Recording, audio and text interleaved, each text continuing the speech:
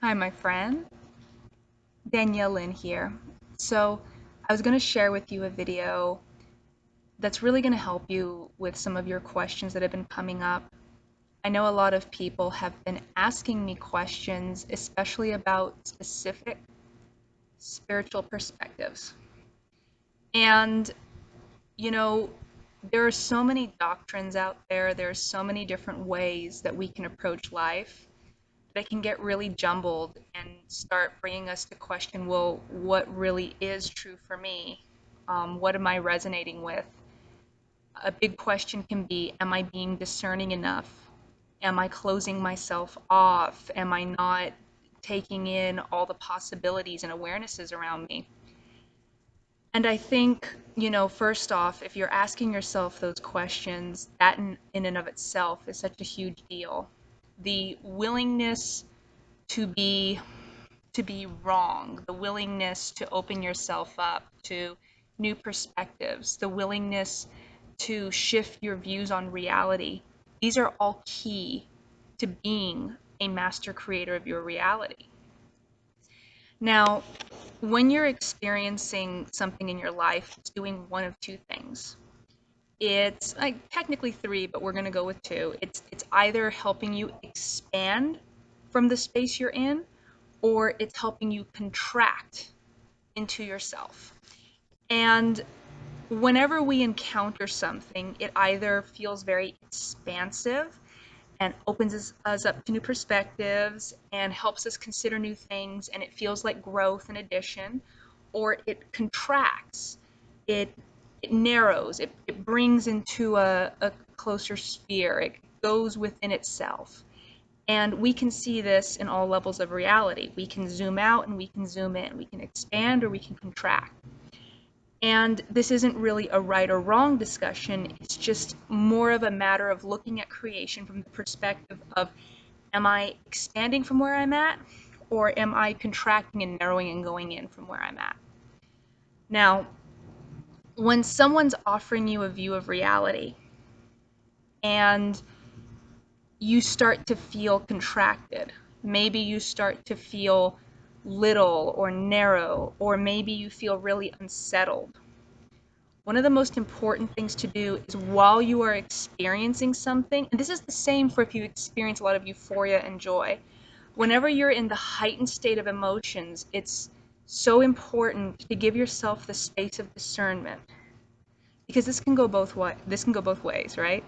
You can get so hyped up and hopped up on love and joy and excitement that you're like, yes, yes, this is right, this is good, yeah. Or you can get so like narrow and constricted and fear based, you go, no, no, no, no, no, wrong, wrong, wrong. And the mastery is somewhere in between those, where you're able to stand firmly within yourself, you're able to see the spectrum, and then you're able to read, resonate, you're able to listen to what you are calling out for, and then you're able to focus and choose and connect with wherever that is in the spectrum. You see, it becomes less of a right or wrong, or I'm trying to guide myself, and it becomes more of a, I'm aware that I have a wide array of options in front of me, and I can choose how to connect to this reality at any given moment when I so give myself permission to choose. So if you come across a belief, a thought, or an idea that constricts you in the moment, realize that the more constricted you are, the less perspectives are open and available to you for you to choose at any given moment. And of course, the less perspectives that are available and the less that you have to choose, the more your choice is going to seem like maybe something of a rock in a hard place, right? Because the less open and expanded we feel, the more we feel like we are narrow in what we can do and what we can choose. And that sometimes leads us to making decisions that aren't in full alignment with ourselves. And therefore, we think we have to do that, right? So let's say it comes to other people's beliefs or perspectives, because this is sort of where I'm coming around in this video. So let's say other people think it's so important for you to believe what they believe. Let's say they think they're saving you, or they're telling you how wrong you are, how you're promoting hate. And the first thing I would say to that is, how on earth could anyone decide for you what you're doing? Now, they can say, my experience of you is one that I'm feeling a lot of hate and anger. But you realize that has nothing to do with you. That is the reflection they're sharing. That is their experience they're having that is resonating from their perspective and their creation within them. In the same way, you know, you you can't say to someone, you are causing me to feel mad. You are causing me to feel love. Everybody is creating, and we are reflecting and responding and playing with everyone's creation. Now, that doesn't mean we don't have responsibility for our creation. That doesn't mean that we are not co-creating.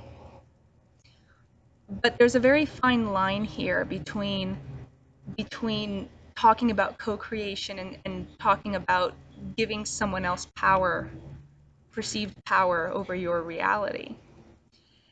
And what I would say to you is, if someone is claiming that you are infringing on their reality, I would highly recommend you don't argue with them, because in their reality that may be very true.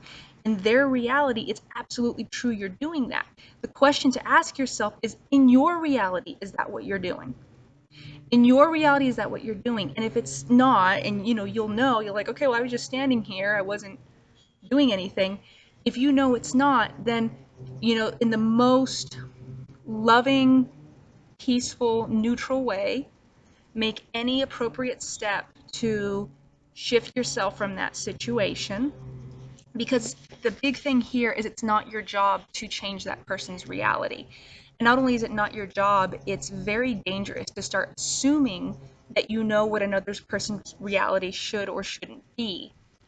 What you can know is that you created an experience where that was reflected at you. So it's not so much about the other person, it's about going within yourself and saying, okay, what within myself wants to be heard right now? Is there a part of me inside of myself that is feeling any level? Is there a part of me inside of myself that's feeling any level of victimhood, or any level of littleness that wants to be seen by me? And in me seeing that part in myself, I am not only healing myself, but I am healing the collective. Because the truth is, every single person is connected to us. This is very true. But to try to heal it on an external human to human level alone is very misleading, because then we start getting connected into victim perpetrator mentality, where we're not treating each other like the powerful sorts equals we are. One person's being a hero, saving another person, or another person's perpetrating on the other person. And I tell you, anytime you look at it within that perspective, you are not approaching it from the highest potential perspective there is in order to instigate change. Now, that doesn't mean, if you feel like volunteering at a soup kitchen, do that. If you feel like activating, being an activist, do that. If you feel like what you're doing is what needs to be done, then do that. Because the truth is it's your truth. It's your experience. It's your reality. But if you're going and asking yourself, well, should I be doing that too? The best thing I can suggest to you is to find out and say, well, is this calling to me? Is this passionate for me, or am I thinking I need to do it because someone else told me that I need to do it? And what you have to be really clear on is where you stand in your reality. Are you letting someone else dictate and create the parameters of your reality? Or are you being the creator of your reality? Are you deciding, does this empower you? Does this feel like what you were here, what you were born to do? Because ultimately, no one here is right or wrong. And I think that's where it gets really confusing for people. From my perspective, from the fullest perspective, no one is here to save the world, because to look at it from that perspective is to presume that the world needs saving. and it is to presume that there is something wrong, and it is to presume that there is something that is bad. And the moment we look at it from that perspective is the moment it sucks us in like tar, and we start operating from that perspective. And think of it this way. Here's my closing thoughts. If you truly want to make a change in this world, okay, if the world was a video game, are you going to make the greatest change in this world by being one of the players that has to fight monsters? Or are you going to make the greatest change in this world by waking up and remembering you're a programmer? All right.